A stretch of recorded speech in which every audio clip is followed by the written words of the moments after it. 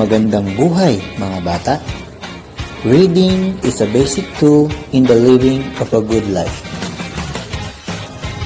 I am Teacher Carlo, and I want to share with you the story of the cow and the carabao. The cow and the carabao. Long ago, a farmer had a carabao and a cow. The carabao was bigger, but the cow worked just as hard. One day, the farmer said, "I can get more from my farm if my carabao works all day and my cows work all night." This went on for a month, till finally, the carabao cried, "It's just too hot to work all day. Want to go for a swim?" asked the cow. "It will cool you off." The carabao happily agreed. They went off without the farmer's consent. Before swimming, they hung their skins on a tree branch. But it wasn't long till the farmer went looking for them. Upon seeing the farmer, they rushed to put on their skins. In their rush, the carabao had worn the cow's skin, and the cow had worn the carabao's skin. From then on, cows have sagging skin, while carabaos have tight skin. Now it's your turn, learners.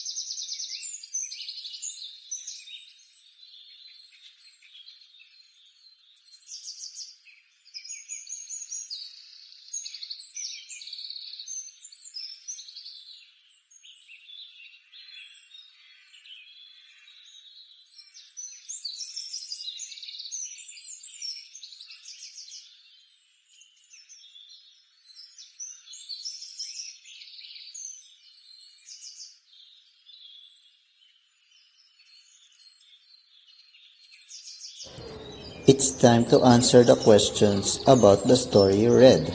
Choose the correct answer.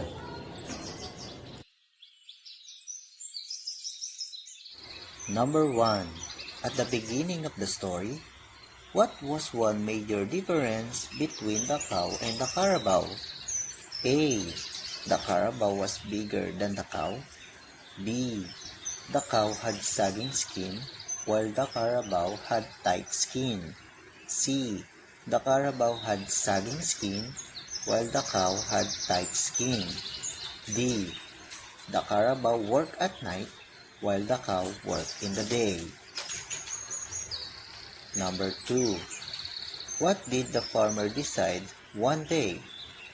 A. The cow and the carabao will work together. B. The cow and the carabao should not leave the farm. C. The carabao will work in the day, while the cow will work at night. D.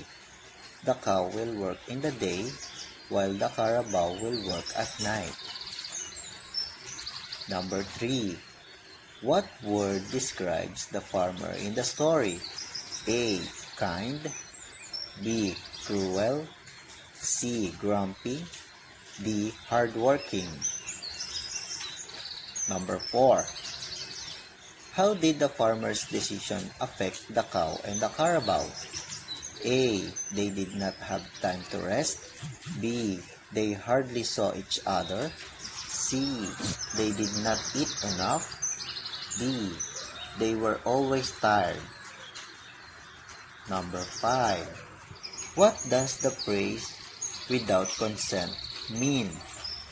A. Did not have permission. B.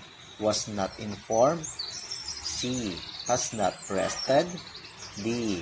Did not know.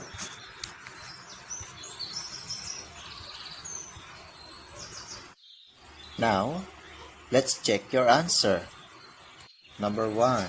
At the beginning of the story, what was one major difference between the cow and the carabao? The answer is letter A. Very good.